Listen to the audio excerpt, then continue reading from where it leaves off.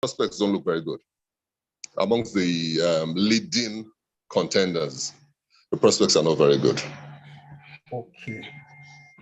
So we should just, is this how we're just going to, we the people can't do anything? The prospect and what the government is showing is not looking very good.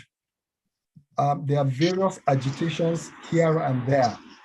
Do you think the government should call any kind of conference at this moment to have a dialogue with all these various factors and all the things that is happening in the country at the moment?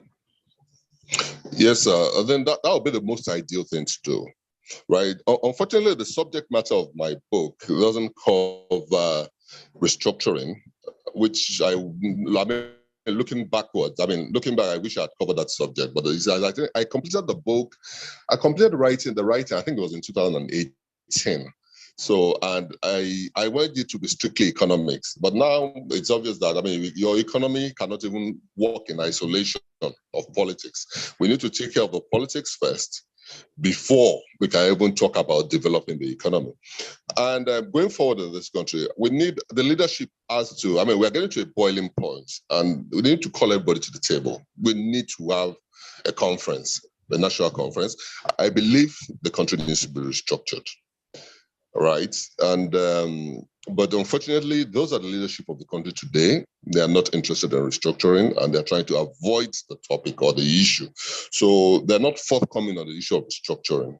And except something gives, I don't think they're going to allow it. But that is the most sensible or most possible way forward or route we can take to solve this problem. We need to sit down and have a frank talk with ourselves and discuss. So when we say unless something gives, what needs to give? The government doesn't seem to be interested in calling people for a discussion. There are killings happening every day in the West, in the East, in the North Central, Northeast, all over the place. What should we do? What should be done? Well, I believe we should continue to agitate. I don't believe in violence, and I pray the country does not degenerate into a war, as some people are trying to push us to. And I don't even believe in because people saying that we must go our separate ways. I know that would definitely lead into a war. It's not possible for an African country, it's very difficult to achieve that. Okay, people will just agree to go separately. But I believe we can restructure the country and return to the 1963 Constitution, in which the power was ceded to the regions. But that is on its own. But we as individuals, we as citizens, the only thing we can do is we should continue to agitate. Peaceful agitation, not violent. We should continue to agitate and put pressure, civil disobedience, whatever, going to put pressure on government, and maybe eventually they will see reason and do something about it. But violence is definitely not the way to go. Okay. All right. Thank you very much. We'll continue to agitate and continue to put pressure on government to see. We'll come back to that subject later. And if people have questions, maybe they can start preparing that. We want to go strictly into the issue of economics. Since you said you covered a lot of economic angle of the country in your books. And I just want to make a bit of reference. Back in the 70s and in the 80s, we had a lot of factories. People had jobs, graduates in the 70s. They came out, there were jobs for them. That was just the years of the boom into the 80s and into some parts of the 90s. All of a sudden, all the industries and factories are no longer in Nigeria. They are relocating to Ghana. China has become our production hub. How can we reflate this economy? What should the state government, the federal government be looking at doing by way of legislation, by way of putting infrastructures on the ground, by way of encouragement through financial support and all the other things to ensure that we reflate this economy and put it on the growth path again? And if you like, you can touch a bit on some of the things you spoke about in your book so that we can know exactly how we can get this economy back on track. And it's not only the federal government that is responsible for getting the economy back on track. There are many players in the sector. So how do you speak to that? Okay. As I said earlier, my book, it will focus heavily on improving or boosting productivity. Now, the major problem with productivity in Nigeria today, there are two major issues that is inhibiting productivity. One is cost of funds. Cost of funds in Nigeria is one of the highest in the world. You go to a bank to borrow money. The lending rates are prohibitive, and it's difficult for any entrepreneur to get to do any meaningful business and be able to pay the interest, talk less of repaying the capital. So we need to work heavily, seriously, on bringing down the cost of funds. As in currently now, you go to a bank, lending rate is hovering between 30 and 35%. When you add all the other charges that banks come up with, there is no there's no business you're going to do, you're going to generate that kind of money. Then the other major problem we have that's hindering productivity is power supply, right? Because most companies, most organizations have to generate their own power, and the cost is always very high. And if the power supply is not regular too, it's a big problem. So we need to do what I'll call monetary policy reforms, right? And the monetary policy reforms is not just it's going to involve fiscal policy too, right? It's going to mean, when I say fiscal policy, that means government expenditure, government revenue and expenditure. Because from my own studies, I discovered that about 70% of the risk assets of banks, that's the money banks lend out to the public, it goes to the government in terms of bonds and treasury bills. In other words, the government is crowding out the private sector, and government pays as high as 17%, on this to get these loans. Because effectively they are loans from the banking industry.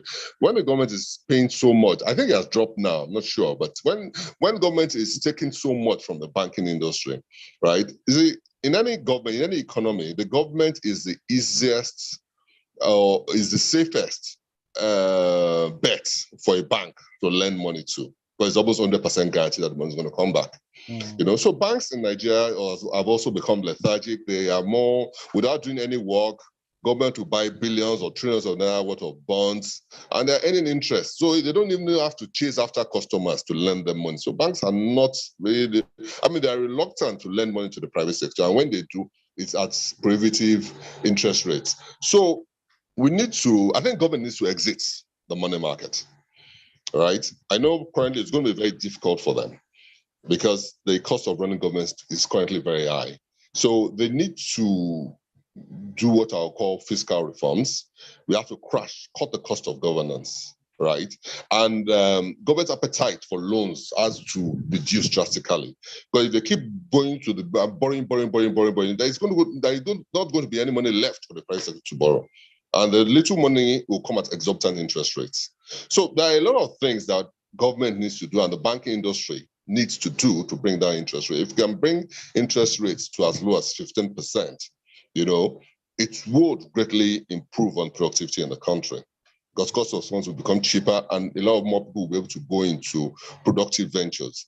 Likewise, power supply. We've spoken a lot about power supply in this country, and I don't even want to over-labor that point, but if we can solve that power supply problem and the cost of funds problem, we will have solved maybe 70 to 80% of the problems inhibiting productivity in the country.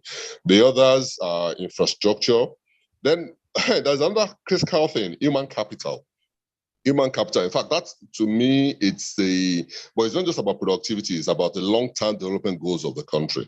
Human capital, education and human capital, we need to invest heavily, massively on developing our human capital, right from the primary level to tertiary level, and then even vocational studies, and artisanal studies, not just university education. We need to develop skills in various sectors because now we're beginning to see that even when we have demand for labor, like now a lot of artisans working in Nigeria are from neighboring West African countries because the quality of their job there is better than what our own local artisans are doing.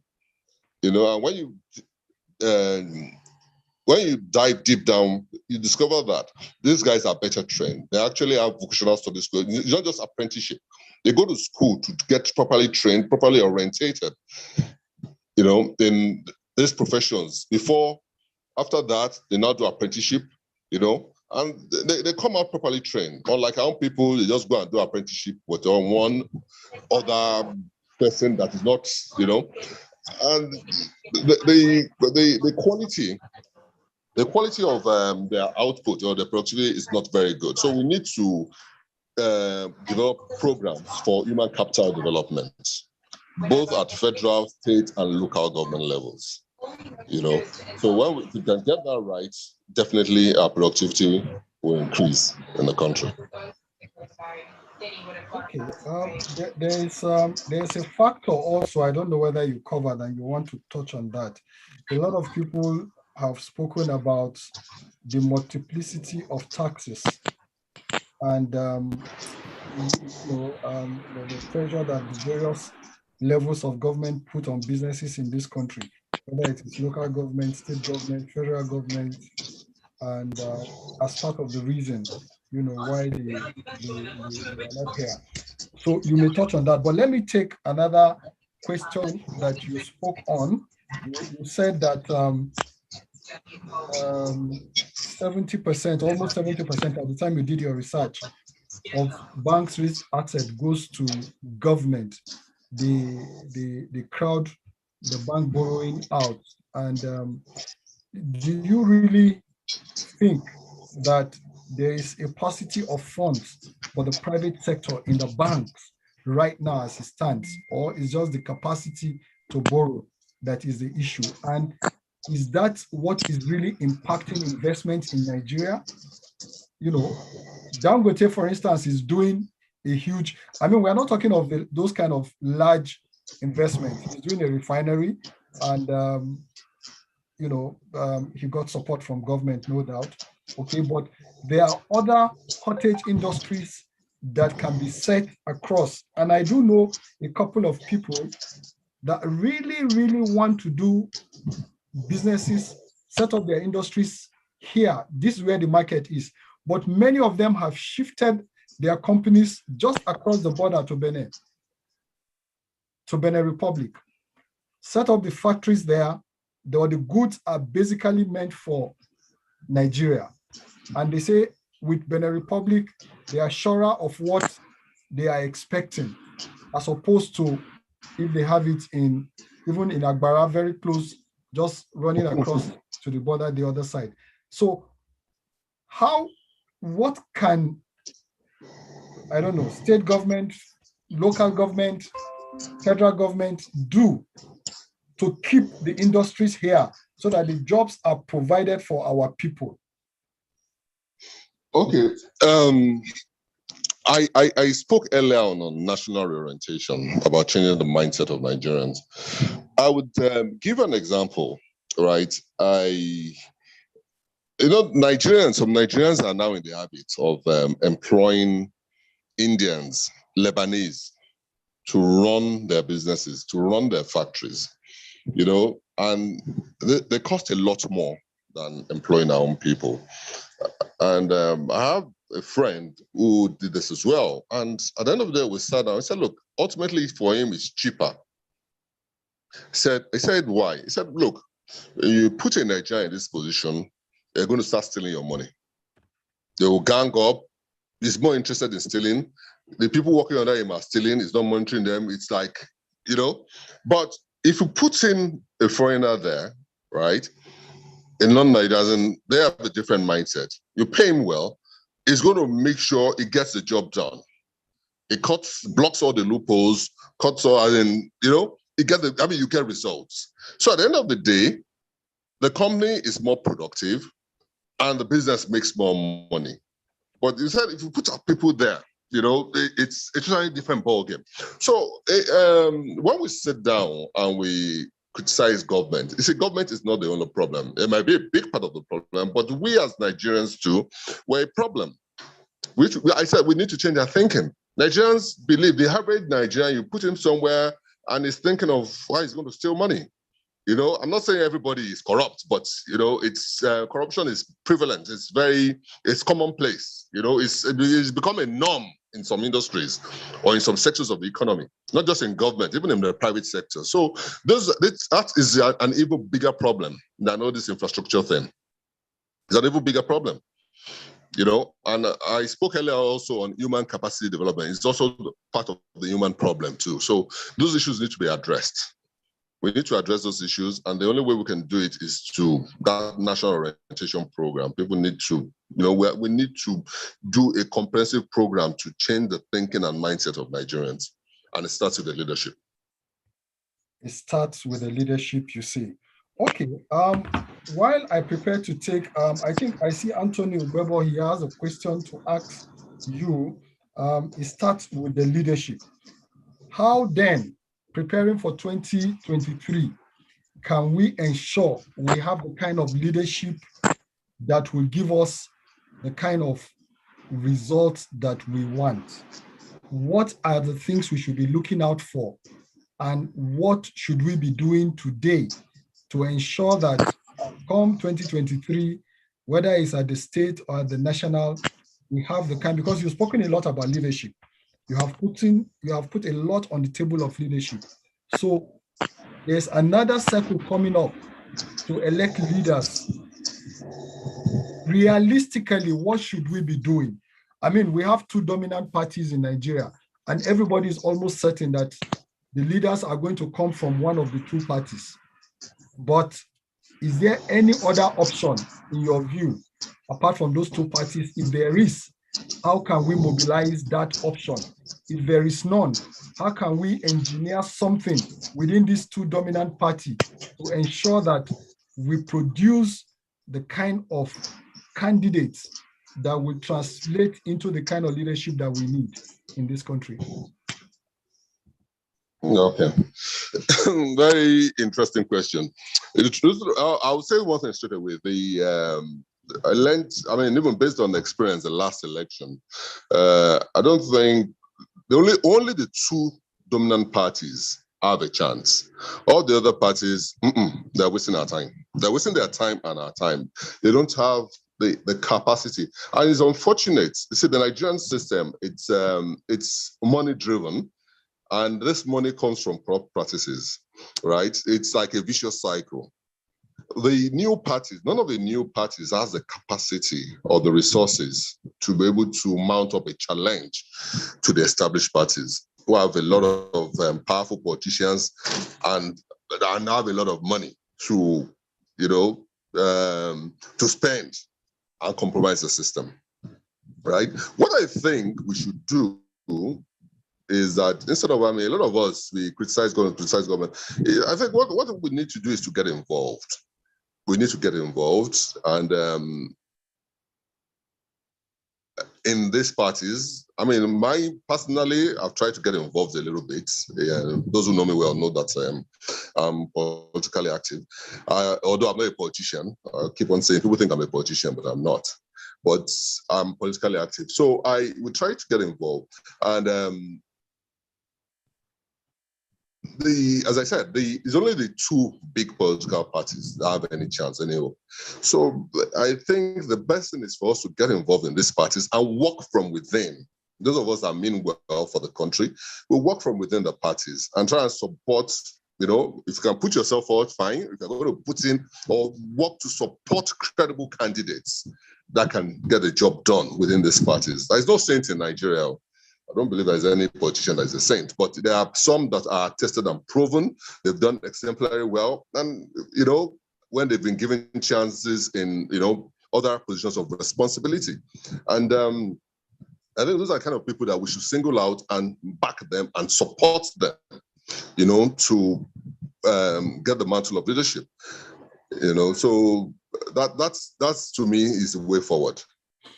Okay, thank you very much. I will open the floor now. I still have a few more questions, but I will let people get involved so that we can have a better or a more robust kind of conversation, since we are talking about the economy, which is linked to leadership as well.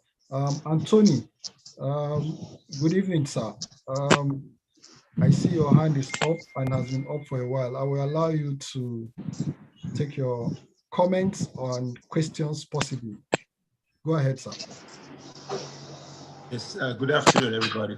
So I just wanted to say that from what I see, Nigeria, where we are right now, we appear to have a rigged system. It's rigged. So the call for devolution of powers, the call for restructuring, they're all very germane, very correct points. The system is rigged. So unless we get that rigged system fixed, everything else would, I mean, for me, it's dead on arrival. You have a system that's rigged, you can go back to the history, it's self-evident. So we need to fix that first. And to have the states, control what they have, pay something to the center, that is debatable. And then development there. For example, why would you have Nigeria having one central power supply system? That's retarded. So if Lagos State and Ogun State want to combine with Osun State to have power supply for the three states, let them do what they have to do.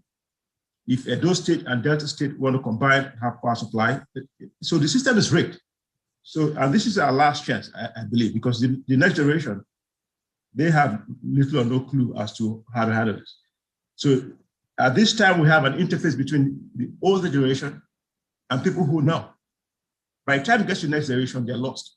This is my take on it from what I see. So I just want to make that clear. We should be focused on trying to fix a rigged system and put pressure to everyone who gets to listen that the restructuring, devolution of powers, state police, just before I finish, state police, I've been thinking about it for months, about state police.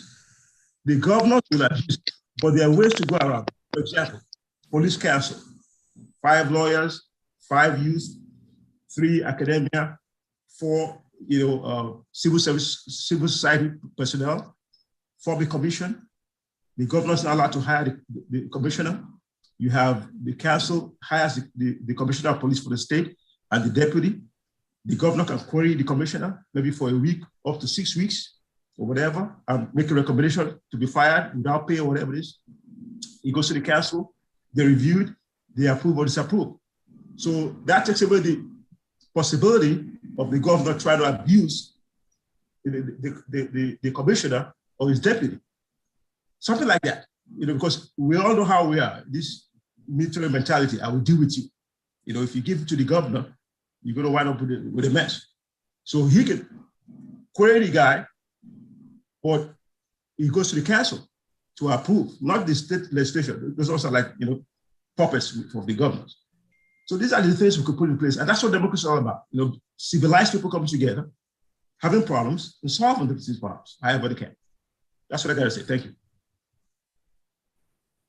Okay, thank you very much, Anthony. I appreciate your comment. I see Zubi Mbanefo. It's just a comment, or is there any question for our guest to answer there? I guess you just made some comments. I just want to make a comment because this is the pressing issue we have right now in terms of how does Nigeria, because if we don't restructure Nigeria, the country will die. There's no question. I mean, you see the indices all over the place. It's like an engine. If you're driving a car, it's overheating, and you're planning to go 1,000 kilometers, you're just deceiving yourself. You believe that restructuring is the way to go. Without it, we're finished. But people that have argued restructuring, we also have a point that the state governors are not even devolving powers to the local government. So they are not even allowing the structure within their state to work properly. If we do restructuring as it is today, and let's say for the purposes of argument, we dissolve powers to the 36 states and say, every state fend for yourself. Under this structure that they have not allowed the local government to function, the way the constitutions have even said they should function, what are we going to end up with? No, that can be fixed. Those who say that, you see, Nigerians, I mean, we're all one. Yes. Everywhere else, the people with so many all kinds of tricks, who come with all kinds of, curveballs just to discourage. I mean, the country, we're different civilizations. Are you kidding me? We are different civilizations. The way they live in the Southwest is not the way they live in the Northwest. It's not the way they live in the Southeast or the North Central. Everybody's different, I mean, in that sense. So what restructuring does is to say, you know what? You do you, all right? And what you're saying is legitimate, but that can be fixed. That can easily be fixed. In other words, within the state configuration, you could come up with what I just said, for example, the head of the police. That would prevent the governor, for example, from having total authority to abuse the system, like go assassinate my opponent, for example. If the governor knows his actions will be subject to an independent counsel, obtained with an independent methodology, and the commissioner also knows that he cannot be asked to do something illegal because he'll be accountable to the council. So what you say is legit with respect to the governor's misbehavior, but that you could fix locally. But once you get that fixed, Nigeria will be like South Korea in like 10, 15 years. I agree with you, and I would like anybody else that wants to participate in this conversation, including Kunle, if what we have, and my argument is this, if instead of putting all this pressure we are putting on the federal government, and I'm not saying we shouldn't, let us pressurize the states right now, because this is squarely within their purview to do, and say, hey, state governor, allow the local government to function as they should. Let their funds go to them. If we're put half the pressure, I'm just saying, let us think about it, Anthony, in another way. Have the pressure we are putting on the federal government to cause a national restructuring and devolution of power on the state governors. For instance, I suspect you are from Edo State. The local government chairmen have been dissolved, their tenure has ended. Nobody is talking about election, okay? Up till now in Edo State, they don't even have commissioners. 7 months after election has been won. Can we put some of this pressure we are putting, and they get resources, they get funds. The governors are running like sole administrators. We are not pressurizing them at all. Even the governors are joining us to pressurize the center, when we should also be putting as much pressure on them. That's the point. Anyway, maybe, Sonia, I've been listening very closely. Yes. Maybe we should have our guests to speak to this matter, and his opinion on what to do. And Kunle, I'd like you to please try and give us something granulated that we can live with in terms of going away from here. You have written a book, Nigeria of Our Dreams. You do believe that Nigeria is worth dreaming about. I want you to tell us exactly what this Nigeria of Our Dreams is or should be, and how we should devolve power, speak to this issue of governors not devolving power to the local government, the center not devolving power to the governors, and so on and so forth. And what kind of structure should Nigeria really have? And is it even possible to have a Nigeria that we can all dream of? Good evening, sir, and thanks so much for the question. To contribute to what Anthony said, I strongly believe in restructuring as well. And I recognize there's a problem at the state levels. The governors,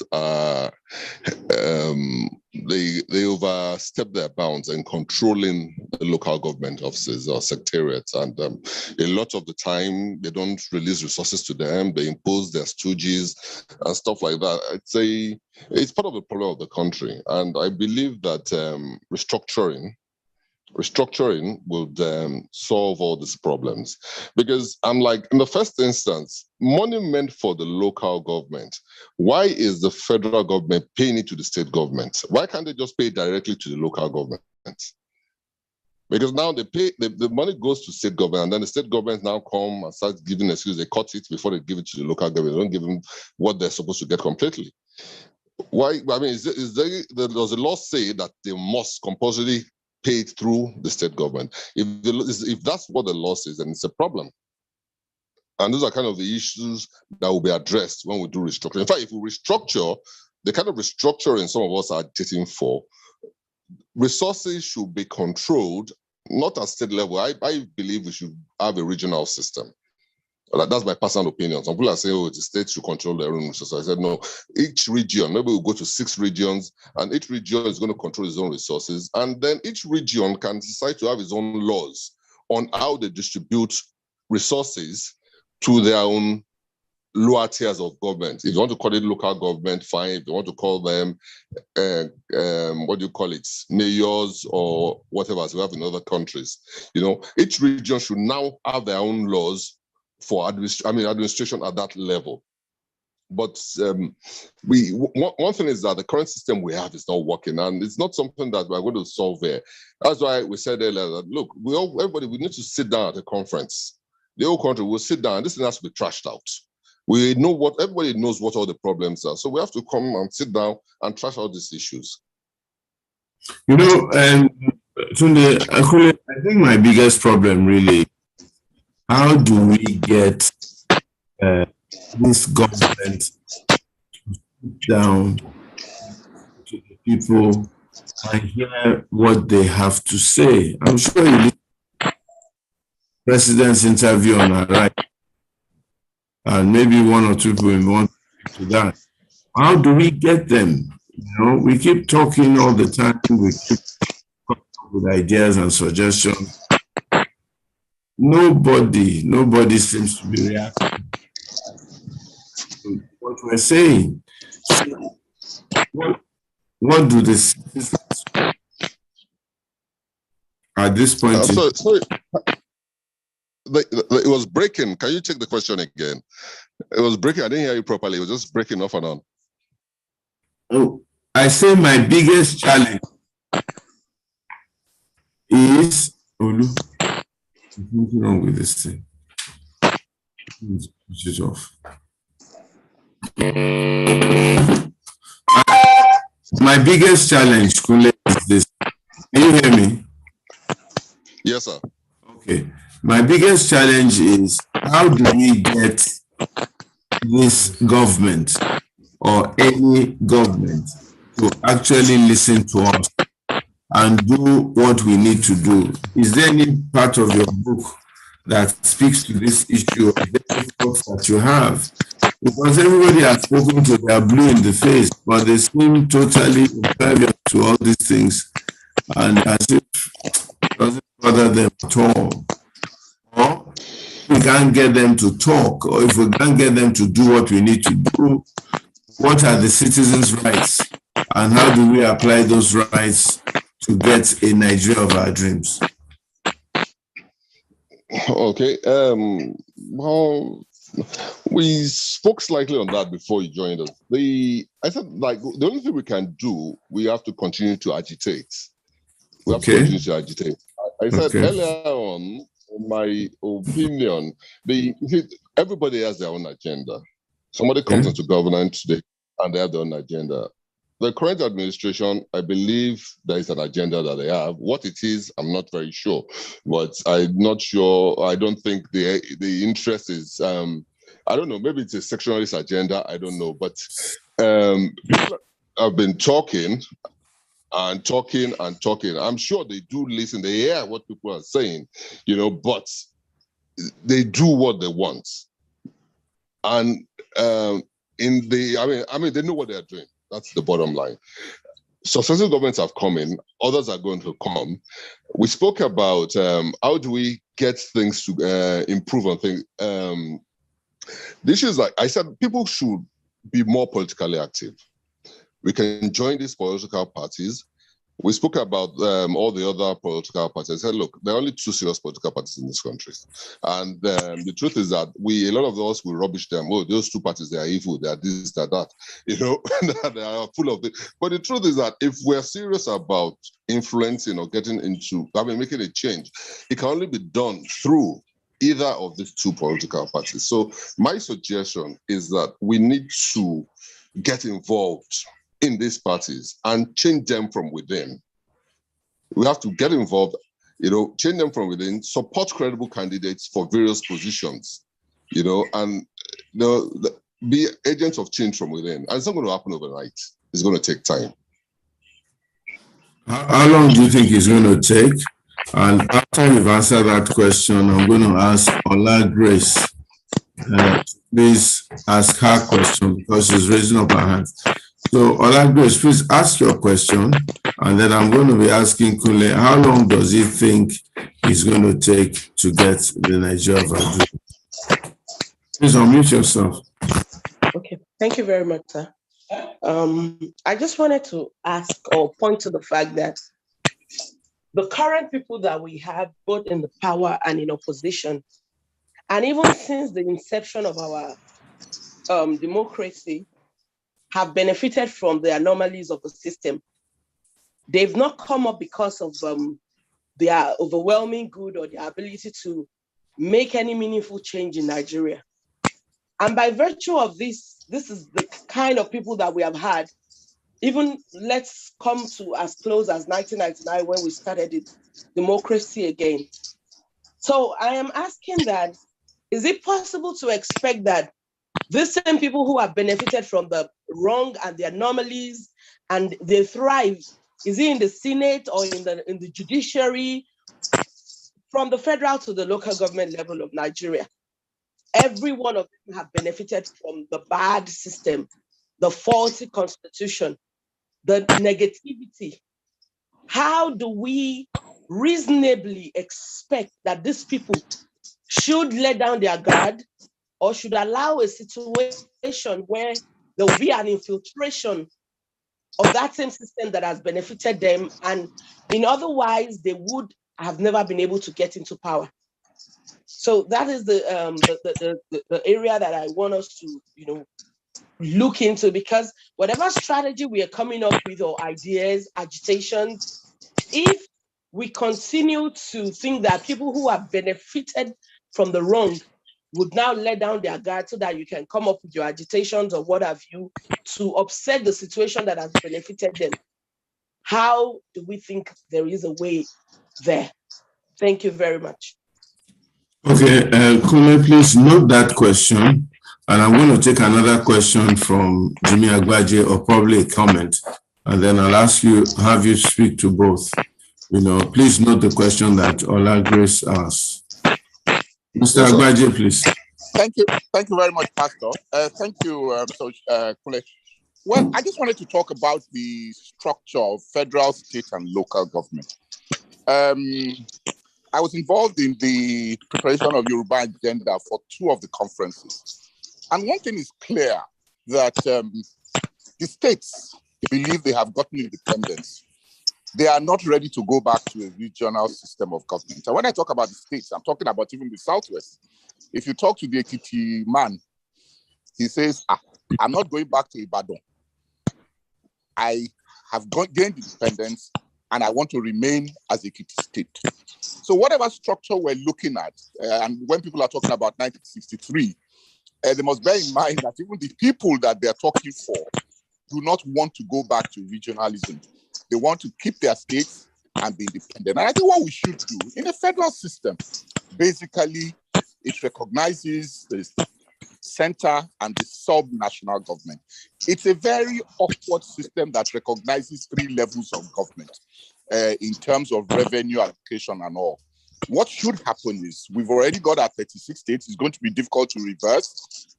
So let's keep our 36 states. Let each state then decide how it wants to run its local government structure.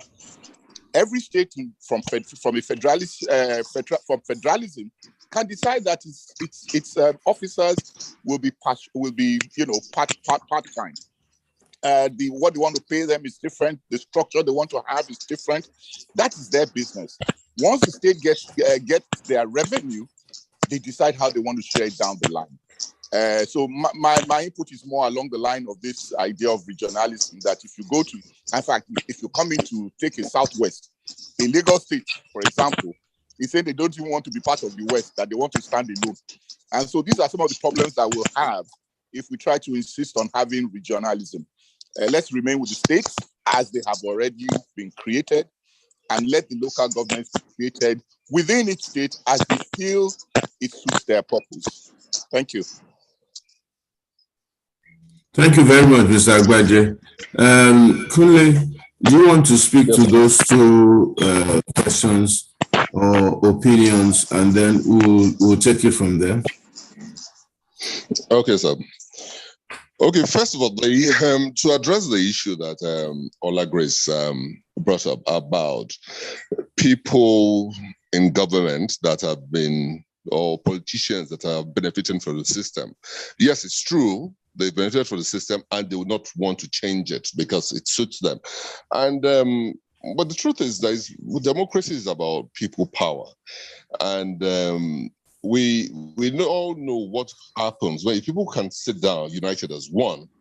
You know, I know that our own democracy is peculiar because it's very, very easy to compromise our people. You know, like I mean, we know about how politicians share money during elections. They use talk to intimidate voters and stuff like that. So I can't proudly say that our democracy is working or the will of people always happens. But you see, it gets to a breaking point that if we continue to mount pressure, right, something is going to give, you know, and the system will change. You know, we can't just say, okay, these people will continue to manipulate the system, and then we sit down and look. And then again, another thing is that a lot of us that are I would say are educated or the elites, a lot of us shy away from politics. And when we shy away from politics, we just allow people that don't know us, are not as intelligent or are not as exposed or mean as well as we do, to take charge of things, and they have their way. So it still boils down to more and more of us getting involved. You know, if we want to solve this problem, then more and more of us have to get involved and, you know, continue to pressurize and agitate until we get it right. On the other question, which Mr. Agbaje spoke about whether we go into regional system or we go to, you know, we maintain the 36-state structure. I know, you see, the issue of regionalism, state creation, is a very sensitive issue. And I believe, number one, I believe we have too many states in this country. Looking at it from a practical perspective, a lot of these states, Ekiti State even used as an example, right? If they decide that each state should take care of itself, Ekiti State cannot survive because the resources is one of the poorest states in this country, right? So if we say, okay, well, we restructure, every state should take care of itself, no more money coming from the center. Ekiti, they say they don't want to go under Ighodalo. They will, in fact, they will probably have to beg because they don't have, except they can start generating huge resources overnight. Right? So I know a lot of sentiments come into it. A lot of politicians, they enjoy state creation. They're always agitating for more states. Why? Because they are getting free money from the center. When this situation changes, that there is no more money coming from the center, you know, and states have to now work for their own money, generate their own revenue and resources, I don't think the story will be the same as in, like, they want to be breaking into little states, you know, because there won't be any money to run these states. You know, so I know there is a sentimental part of it from our people, and then of course then there's a practical aspect. If we have too many states, there will be a problem. As in, if we restructure and say, okay, each state should be controlled, if we maintain the 36-state structure, there will be a problem in terms of revenue generation for a lot of states in this country. Maybe at least 70% of the states in this country will run into serious problems. You know, but if we have the regional system whereby at least more states can come together to form a region, then it will make things a little bit easier for everybody. But as I said, we have to sit down at a conference and decide. I mean, I've just given an opinion. You know, people have to sit down and debate these issues and come up with the best solution for the country. Okay, thank you very much. But maybe you can have a slightly deeper dive into this issue of how we should restructure. Maybe Mr. Agbaje also may want to further expound as to what do we do about resource control. I think it's unusual. I don't know how it works in America, but I'm not sure that anybody goes to federal from any of the states to get some kind of allocation. I think the simple solution to Nigeria is that everybody that wants to stand alone must be able to stand alone, must be self-sufficient in terms of revenue generation and spend. And the laws of Nigeria must be made in such a way that every unit must be able to cater for itself without resorting to some commonality of purse or such, and so on and so forth. Then you have true federating units. I don't know if you have any thoughts on that, Kunle, or if Mr. Agbaje has any further thoughts on that before we take the questions from OBJ and Samuel Dada. Well, you see, the way it works is this. Like I said, we did quite a lot of work on it, and we felt we could go back to regionalism. And I can tell you that the states, and I'm not talking about just the governors alone, the people themselves, you know, it's like you go to take Edo Delta, and you say that Edo Delta should now come back as one region. They're not going to accept that. No way, we're not going back.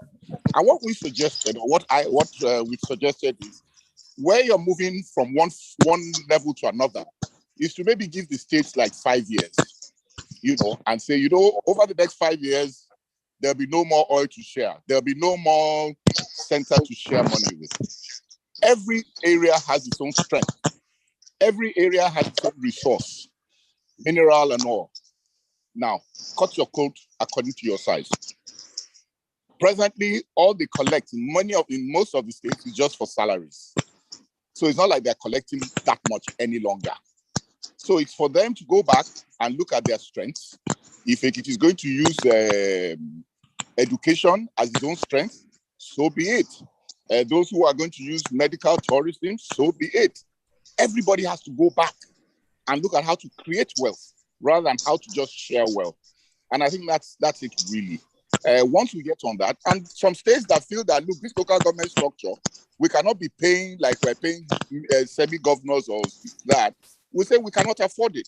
We want people who are going to contribute and are not going to get paid anything heavy. And that's really for me, the phasing that we can have. We have two structures. You have the federating units and you have the center, and you allow the states to carry the bulk of governance. And that's just what that's what I'll just add on at this point in time. Yeah, and so also generate their own revenue and maybe contribute a little bit to the center for common services. And therefore, we need to change some of those laws in the Constitution. This concurrent list and this recurrent list and whatever list they call it. But do you think you can get this government or any government to actually do this? It's possible in the sense that, you see, by the time you start to talk about, if you talk about state police, for example, today, there are more states today, including the North, that are ready for state police. By the time you are giving state police, what you're doing is you are taking money away from the center. That revenue sharing formula is now going to tilt in favor of the states. So by the time you are saying, you know, the states are going to handle education, they're going to handle this, then the federal needs not have more money. And so you find that the states will be willing, even in the North, looking at the new revenue allocation formula that gives them an advantage, of course, with responsibility. I believe it's doable. We may not get it right or complete from day one, but we'll start moving that process. For example, I believe today, if we have a serious debate on state police, we will get there. I mean, even the president, what he was saying today, he said the governors should take charge of their security in their states. How do they take charge of security in their states? So allow them to have state police. But by giving them state police, it means that revenue formula must change. It must change in favor of the states. And I think that's the way I think we'll go about it. We're not going to get it right immediately overnight, but we'll begin to take some of those things away from the center and put it to the federating unit.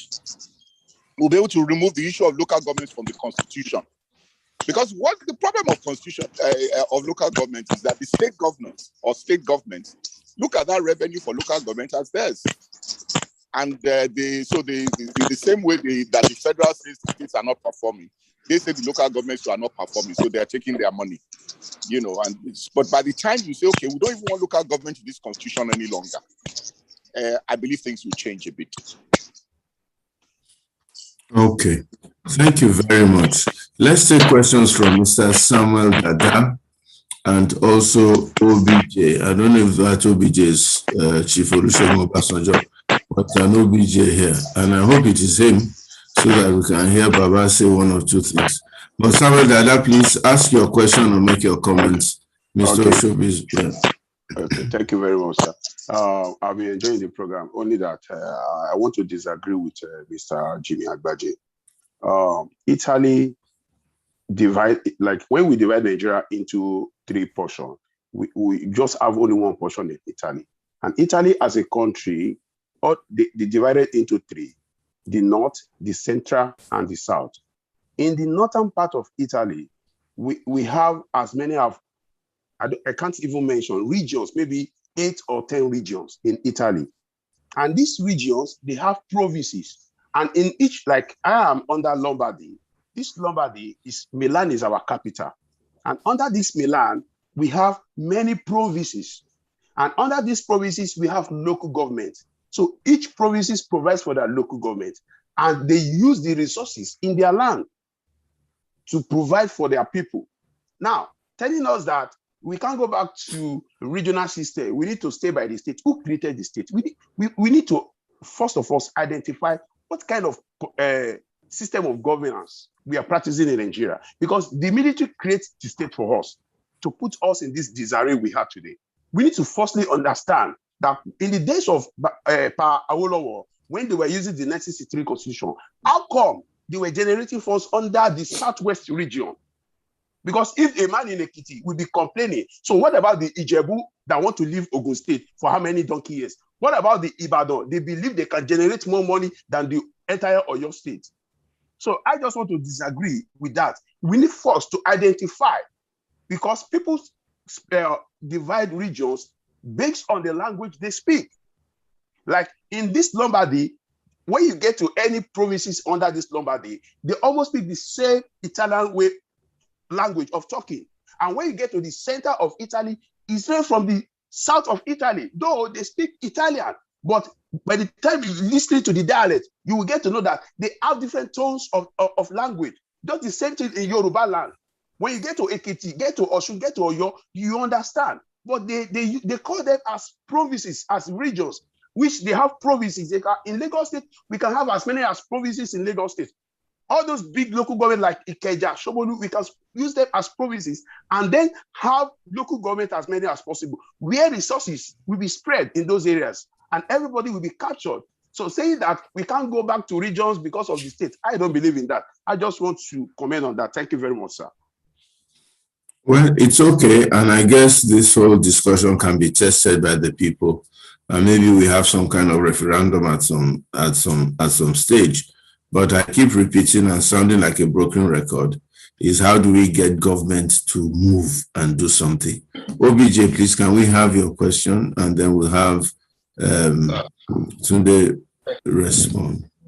Thank you. Thank you very much. First, I'm not Olusegun Obasanjo. No, but my name is Ituah. Some people know me. So, well, I want to make a statement, actually, which Kunle or whoever might comment on. But when I hear all these things, right, I just think we're wasting our time because the fundamental thing we've not touched. The problem in Nigeria is an orientation problem. It's not divide state. If you divide the state or region, is that going to stop corruption? No. So we have to take the bulls by the horn. We have an orientation, a serious orientation problem. It's not you divide local government and well, that can foster competition, healthy competition, which you're in charge of your own territory. So if you do hard with it, then you sleep on your bed the way you lay on it. So we can have these conversations from now to next year. It's not going to change anything until we really start changing our orientation. For example, me patronizing, for example, maybe Kunle, he has a business and I'm patronizing him, doesn't mean he's getting rich on my money. It only means that when Kunle too, I have a business, Kunle will patronize me. And we will all prop ourselves up that way. But we have an orientation problem. I'm sorry, I might sound very brash or whatever, but that is it. We just have until we are really our brother's keeper, we really have the interest of each other. Because if I really care about you, I won't be thinking of how to swindle you. I won't be thinking of how to take advantage of you one way or the other. So, I mean, we really have to take the rules by. I don't know. My own suggestion would be face the secondary school and, orientate the kids very well. I know that we adults, we've done, and we can only, it's an orientation problem. I hope somebody can speak on that and how we might be able to change that, right? But that's my own statement. I'm sorry if I aggravate anybody, but that's what I think. Thank you. Thank you very much. Thank you. Formerly OBJ Obasanjo, now changed his name. That's okay.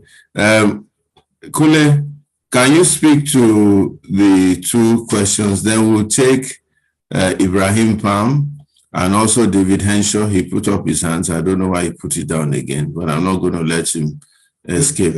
He's going to ask the question he wants to ask.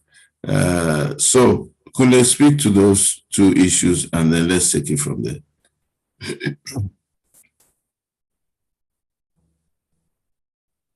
Yeah, so Kunle, you have to unmute yourself.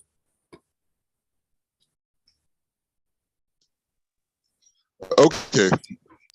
I said, first of all, the issue that OBJ raised, I don't know if it came in late, but I spoke extensively on the issue of national orientation.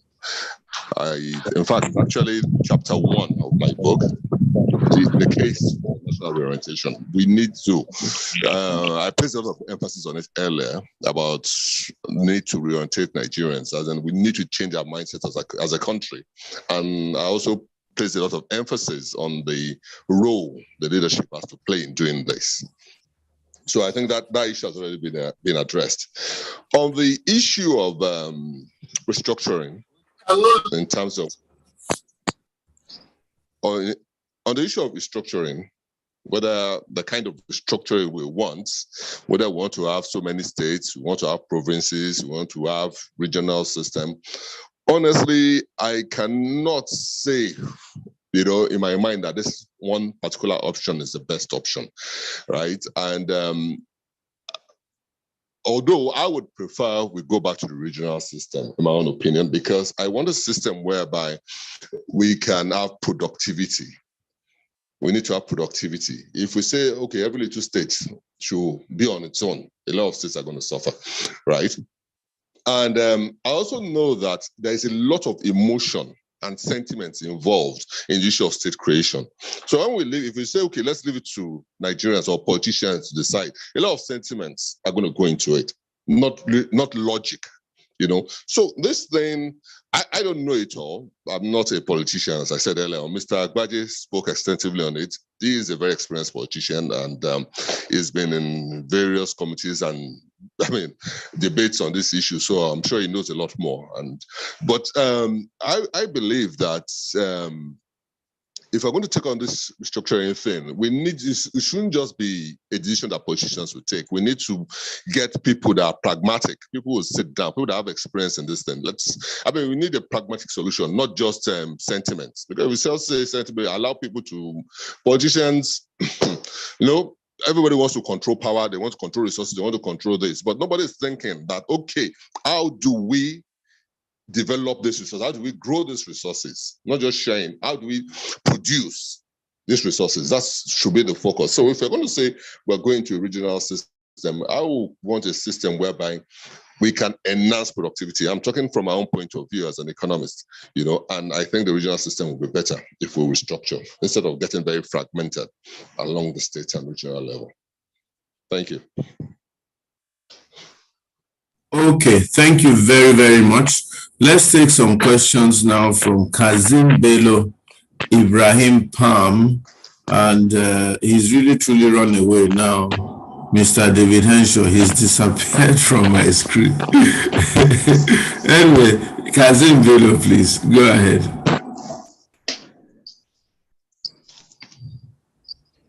David Henshaw ran away. Pastor Ituah. Yes, please, go ahead. This is the first time I'm attending this forum, and I wish I would be part of the subsequent event. This is very passionate questions that you have raised today, and I would like to post one or two of my comments to the host, the speaker, the special guest speaker, Mr. Kunle, because I had him mention specifically about regional government and what we have. I will make it very brief.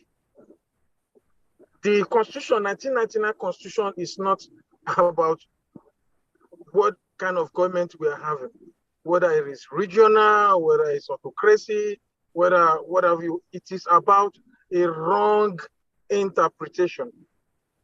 And yes, that book is not perfect. United States Constitution is not perfect.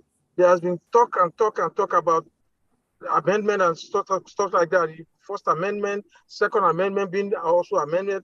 So it is not a book that we know is perfect, but it's what we have right now. But as long as we give ourselves that perception that it is being wrongly interpreted, we will continue to fail, even if we amend it 10 times. The issue with it, which I want Mr. Oshobi to address, is number one. That constitution that guarantee the state as a federating unit has in terms of power. Have we used those power? Is any of the governor having enough dexterity and knowledge to understand what that means? Number one is the issue of land use decree. The Constitution says the land is vested in the state. That includes what is transient and what is physical. Transient means what you generate in terms of taxes, revenues on the state. What is the other aspect is the issue of the land resources. What is in the land? It means if the law says you are vested with that power, it means you are vested with the control of that. Number two, the Constitution says the state shall be the security officer, the governor of the state. Which governor in Nigeria has chief authority of the state government's security? This is why we have a porous system. No state government can do anything, nothing, nada, zero, without calling the policing of the states. In a very good federating unit like United States, in Canada, and other places, the state owns their own security apparatus. The federal owns the military and the federal police. The issue that had to deal with the definition of who is citizen. Go back to the Nigerian Constitution. It was well defined. Who is a citizen and who belongs to a state. And those who belong to a state and the responsibility of each person is defined clearly. The federal unit that we own was deposited and posted on us by the military. Why do we have, goodness sake, every month to go and collect stipend before they can pay salary? It is wrong. They have that power in their hand. All they need is to get good lawyers together, interpret it correctly, and take what is their own. They have this power to take their resources in their hand, use it right. But as long as we continue to misinterpret our constitution, somebody will sit in Abuja, abrogate total power like a military, and think that we don't have anything. It is not about federation. It is not about regional government. It is not about anything. It is about us not interpreting that book correctly. Thank you. Thank you very much. Ibrahim? Thank you, Pastor Ituah. Actually, I think Mr. Kazim Bello has kind of touched on what I wanted to say, which is that I'm a little bit wary of discussions around what kind of structure do we have in terms of regions and states, whether we should go back to regionalism. I think the presidential system of government was introduced after a very careful examination of how we ran the First Republic and how the regional system fared. And I remember that the discussions in 1978, 79, under the late Chief Rotimi Williams in the Constitution Drafting Committee was very, very detailed, and the records are there. We arrived at a constitutional, the what they call the 49 wise men, I believe, because I think Chief Obafemi Awolowo refused to join the discussion at the time.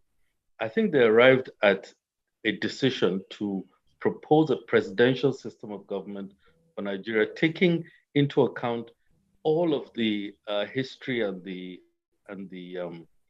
appropriateness of the previous system that we had, and how the presidential system was probably better suited for us. It's a knee-jerk reaction to always say, let's change the system. Let's change the system.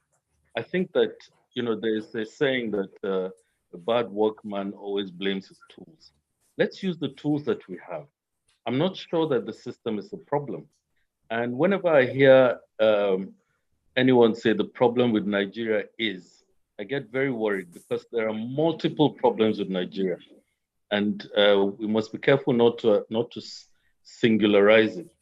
But basically, I think once we're able to correct some of the shortcomings of the system, we can make it operational. The problem is not so much the system, but the way that we operate it. Mr. Bello talked about our institution. I think it's a leadership problem.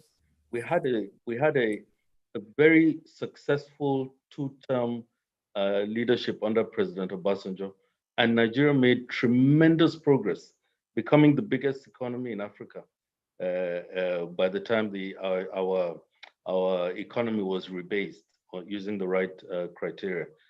We achieved a cancellation of our debts. We paid off our debts. We increased our foreign reserves. We generated employment over that 8-year period. It's the same system we used. Absolutely the same. Nothing's changed.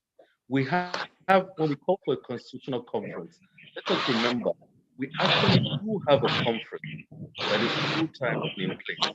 That conference is the National Assembly. So when Mr. Kunle Oshobi talks about people getting engaged in the political system, that's exactly the point. We want to call for a system, a conference that's outside of what we have, because we do not challenge ourselves enough to get involved in the politics, get involved in the system, create the change within the structure that we have, and then we can begin to see the benefits. But to just sit out and continue to agitate and pressurize for a change, it's not going to happen. I'm sorry. We have to wake up and smell the coffee. We need to get involved. You need to change the political agendas of political parties by being involved in the running of the political parties, investing in the manifestos of the political parties. We need to get involved in elective offices, getting involved in local governments, becoming chairmen, councillors. We need to get involved in the state assemblies, in the National Assembly. That's where you push for change. The system is designed to be able to respond to the agitations of the majority.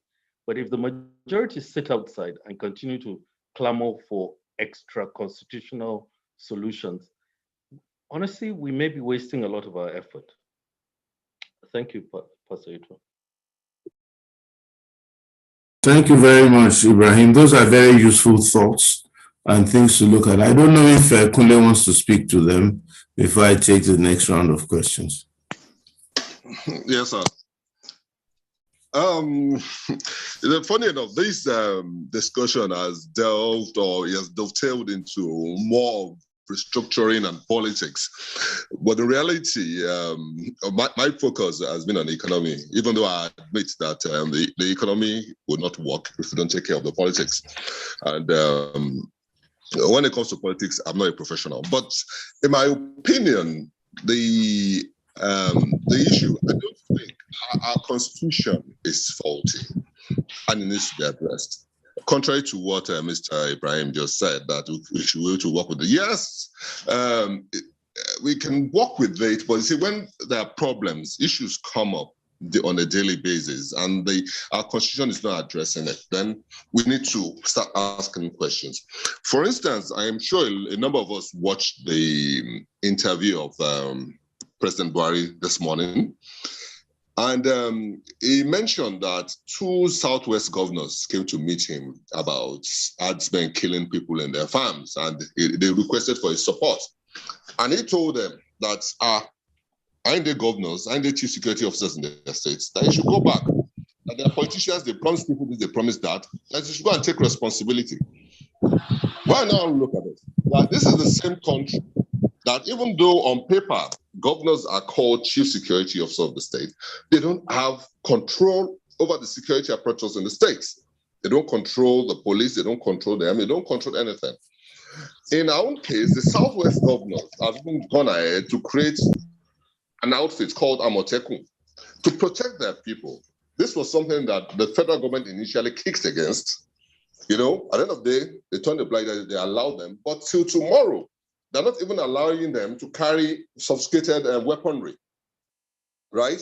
And this Amotekun now, if we say, okay, you've created a security force, you expect them to go after herdsmen that are using sophisticated weapons, AK-47, some of them even have rocket launchers. You know, how do you send people with knives and daggers and Dane guns, maybe an occasional double barrel gun, you know, to go and fight or go after people with automatic machine guns? It's not going to happen. And federal government knows this. So when the federal government is saying one thing, or the constitution is saying in one thing, that the governors are the chief security officer of the state, and these governors have no control, they can't do anything, then we're deceiving ourselves. You know, this is something that is fundamentally faulty with our constitution. And the government knows that. A lot of people will sit down and start blaming the governors for not protecting their states. How are they meant to protect their states? Even when the police work against them, they will tell the police commissioner one thing, they will receive another directive from Abuja, and they don't do anything. So that is a big problem. I believe strongly our constitution, I don't have any solutions on our constitutional issue, honestly, but I believe that Nigerians have to sit down and have a frank discussion.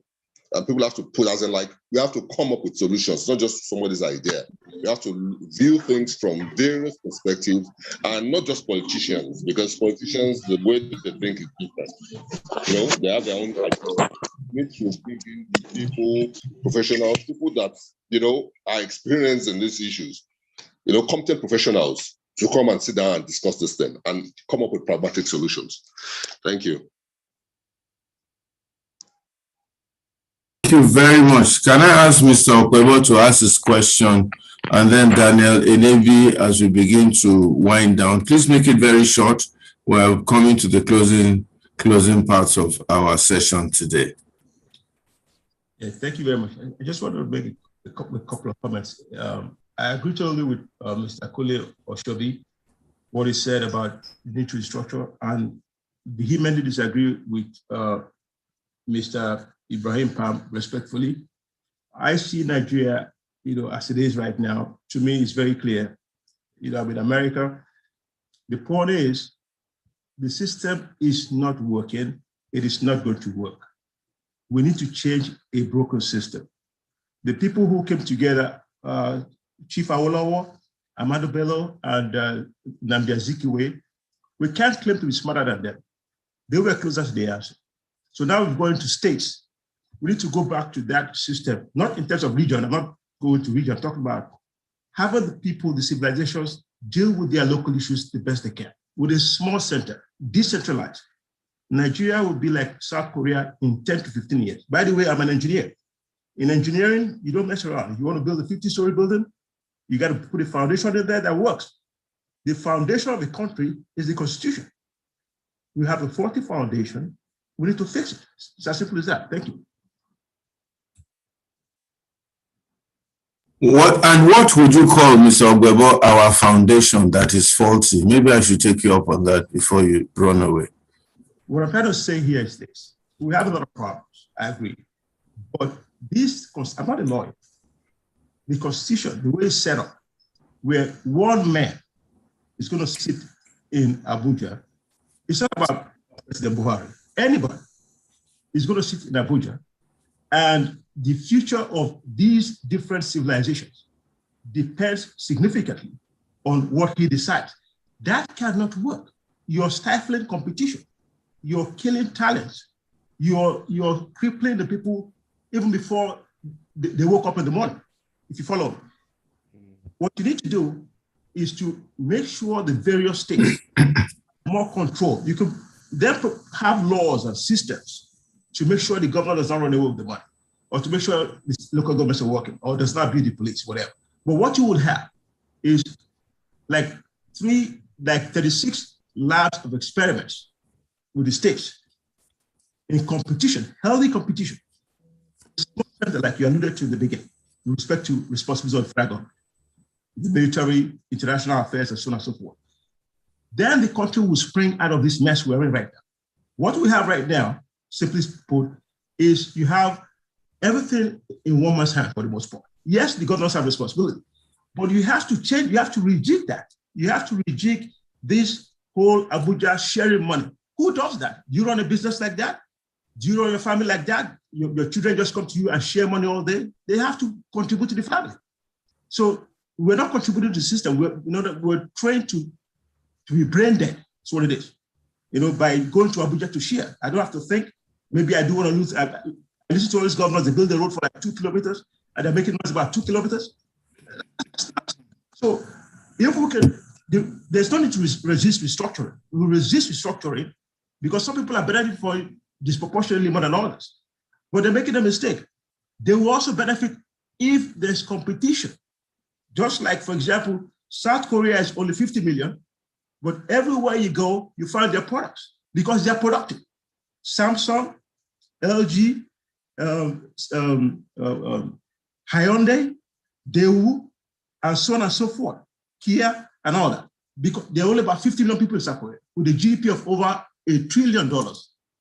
That's the kind of Nigeria that we want, where people are productive, where one man sits there and he's making the choice for everybody else. It's not going to work. I'm sorry, it's not going to work. That's what I'm trying to say. Nigerians are very talented. I mean, in America, for example, let me just say this briefly.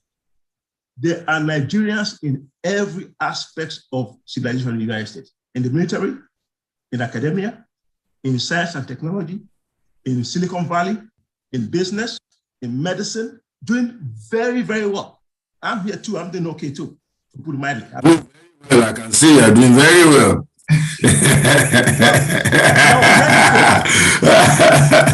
Go ahead. Yeah, I want to say. Because as a kid, when I was a teenager, I had known Nigeria would fail.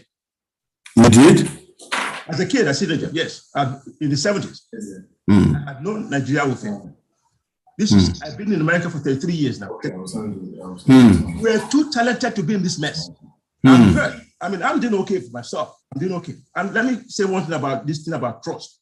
Somebody talked about trust. Look, there are Nigerians there who are doing very well, excellent, brilliant, that you can trust. You just have to do your homework. I'm here in New York. Just to give one snippet of why I say you can trust Nigerians. I paid somebody 85 million naira. I'd never met him before. He had never met me before. I just did my homework. And this guy is building a property in Victoria Island. I went there and he's really building property in Victoria Island. I'm an engineer, I'm civil engineering. And the person who takes care of my properties, he was a DJ since 2004. He has never stolen 1 penny of my money. And I've been working with this guy. Even yesterday, I still gave him about 2.3 million naira yesterday to buy some materials. So there are Nigerians there that you can trust. Yes, we have problems and all that, but there's a lot of Nigerians that you can trust all over the place. I mean, you come to the United States, you find Nigerians doing very well. So let's not go into this corner to say, all Nigerians are, I'm not saying all Nigerians are bad, but that we're not good. We're good people. We have enough good people there, so I'm trying to say.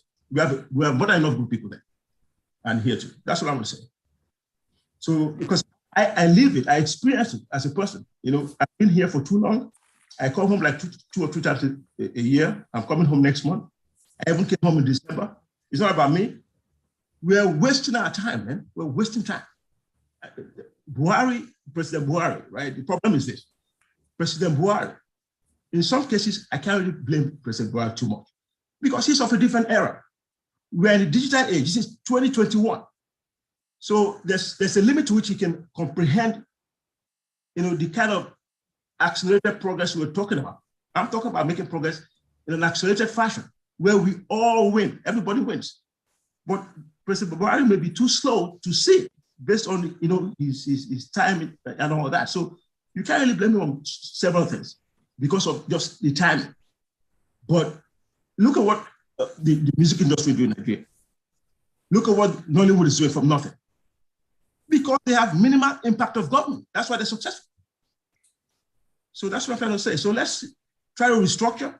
So that means decentralization. Remove too many powers in Abuja so that it becomes not too interesting to go to Abuja to become minister because there's not a whole lot of money to mess around with. Then the local people can focus on the states, and you have 36 of them. 36 of them cannot fail.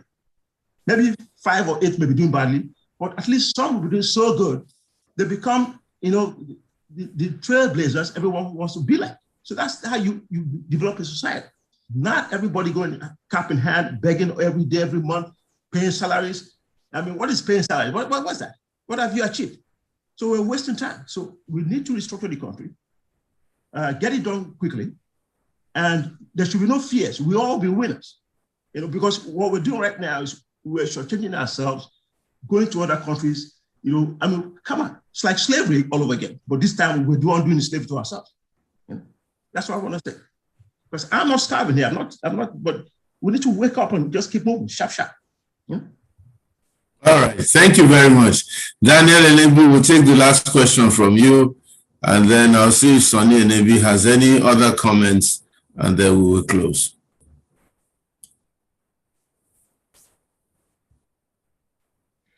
Pastor Ituah, I wanted to quickly respond to Mr. Ogwebo, if you would permit me, maybe 30 seconds. Okay, if you are going to send it to 5 million naira to... Go ahead, Ibrahim. So, Mr. Ogwebo, thank you for your comments, and I totally get your point, and there are bases on which we agree, but let me just disagree slightly. You refer to South Korea. Well, I live in South Korea, and I've lived here for 5 years. And I've looked at the economic development model. South Korea does not have the federal system we have in Nigeria. It's not about politics, it's about governance. South Korea established a steel company called POSCO just 1 year before Nigeria established Ajaokuta and Alaja. Today, POSCO is one of the top 3 steel corporations in the world. And we all know where Ajaokuta and Alaja are in Nigeria. Completely destroyed. The reason for economic growth and prosperity is leadership. My view is that our political system is not the main drawback for Nigeria. The main drawback we have is leadership, is governance, is being able to establish the basis for economic transformation. It's being able to deal with corruption, and it's being able to engineer the right kind of knowledge and purpose in leadership. So a strategic problem requires a strategic solution. When you start talking about, things that are really of sort of a tactical matter as trust and so on, we are not less trustworthy than other populations in the world. I don't believe corruption is Nigerian. Somebody said to me, why do Africans own poverty? Why do we think poverty? Look what happened in Ireland and how Ireland transformed. In America, it's a federal system. There are states like Mississippi and Louisiana and Kentucky that are poor. There are poor states. And there are states like New York that are wealthy, and Texas. So it's not going to be any different with Nigeria. We need to use our best resources and build on the system that we have. That's my point. I mean, we may disagree on that, but the bottom line is there is no denying the fact that if you have good leaders who have good programs and plans and the ability to execute them, your country will prosper.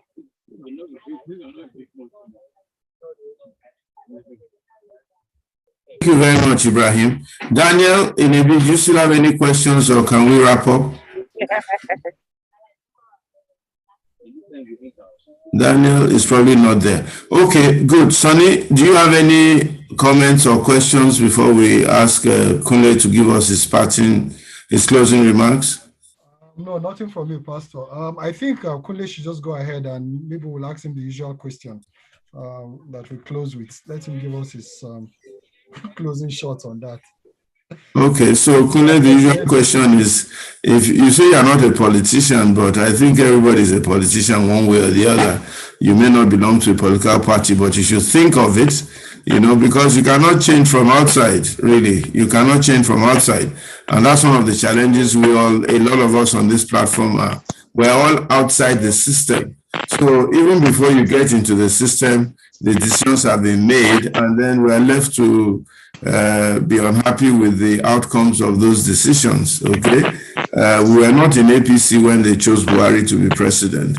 We were not in PDP when they chose Atiku to be president. And if we're all outside those parties and we don't have our own party to compete with, then when they take the decisions, which they're going to take in another 6 or 7 months, and then they'll present us with 2 candidates that are not acceptable, and they'll just do that because that's what's convenient for them. So we all must get involved one way or the other and join a party. But Kunle, if you became president of Nigeria, what would you do, and what would be your closing shots, please? Thank you. Thanks so much for the question. As I said, if I became president of Nigeria, wow. Anyway, my focus is economy. I'm very passionate about growing the economy of the country, and I know that it's going to involve a lot of hard work, a good plan, tenacity, sincerity of purpose, But I've focused something like in my plan. I believe very, very, very strongly in education. I mentioned this earlier, human capital development, but it starts with education. And my biggest proposal for Nigeria is that, look, this our NNPC. Nigeria depends. We are over-dependent on crude oil, and we have a lot of investments running to tens of billions of dollars in the oil sector, right? My proposal, because looking at the way the world is going, in the next 20, 30 years, oil is going to become not redundant. Yeah, let me put the word redundant. We'll still be using it, but at a decreased level. This is the time we should start planning for a world after oil. I believe that Nigeria, the government, we should sell off all our assets in the oil industry. We'll still be making money through royalty and taxes, from us. So it doesn't mean that if we sell everything, that we'll make money. We'll make money from the oil industry because most of the money comes in through royalties and taxes. Government should sell off all its assets in the oil industry and invest heavily in education, human capital development. We have 20 million children, 13.5 million children out of school. Right, we need to, build more schools, educate everybody, and then increase the quality and standard of education. Especially in the ICT, because that's where the world is going. We're already there. ICT is ruling the world now, and in this dispensation we're in, into the foreseeable future, it's still going to be ICT. So we need to invest heavily in education, right? Human capital development, and then even the other, as I said, vocational studies. So many things, but that's what I believe that government should do. We should focus heavily on our people. And once we develop our people, we're going to be able to generate a lot more revenue, than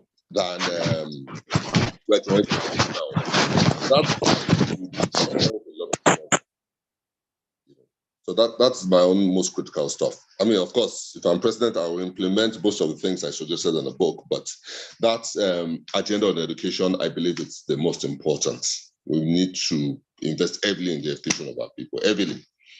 And if we have to sell NMPC, sell all our assets, we need to get that right. Once we get it right, a lot of our problems will be solved. Thank you. Thank you very much. Nigeria of our dreams. I do pray and hope that somehow God will answer our prayers and we will have the Nigeria of our dreams and the Nigerian dream. I don't think Nigeria is rocket science to solve. And I do pray that from amongst us here, God will be able to push a few of us. Someone like Ibrahim now should get out of Korea or wherever he is and come and run for office. I'm sure he'll make a much better governor or even a president than a lot of the people that we have there. I'm sure my brother Anthony, the governorship of Edo State is still available. If you don't feel that you're too old for that, or vice president of Nigeria, it'd be nice, it'd be nice. And my brother Jimmy has been running for a long time. I want to tell him not to give up, not to give up. Nigeria is worth running for and to keep at it and so on and so forth. So let's see how we can actually all dive in and really tell people that enough is enough. And we really need good people to help us drive this economy and even drive our value system. Our value system, somebody mentioned that. One of our challenges is that we've totally lost value. Corruption is 95%. It's almost a culture. It's a culture, as a matter of fact. Everywhere, even in the private sector, it's just what people think and what people expect. Kunle, thank you very much. We'll be back same time next week at 5 o'clock. I'd like everybody to please tune in. The link is always the same. Every week is always the same. So some people say to me, I didn't get the invite for this week. I didn't get the link. The link is the same. So if you just remember, just go to the old link that you have on your phone, tap on it, and you come straight into the meeting room. And we will have this discussion. I'm hoping that from this table, we'll be able to have a potpourri of ideas, a collection of people also who would want to say, you know what, I'm going to do my little bit to support a movement that will end up transforming Nigeria. I think we all have to get involved. Ladies and gentlemen, thank you very much for listening. You've been a wonderful audience today. Thank you for tuning in, Sonny. Thank you for the great job you did. Kunle, the only problem with you is that you didn't go to King's College like your dad. So, but I forgive you. I won't let you go without saying that. You're an up-school boy, okay? So it's a privilege to be speaking to King's College boys like Palm and myself, okay?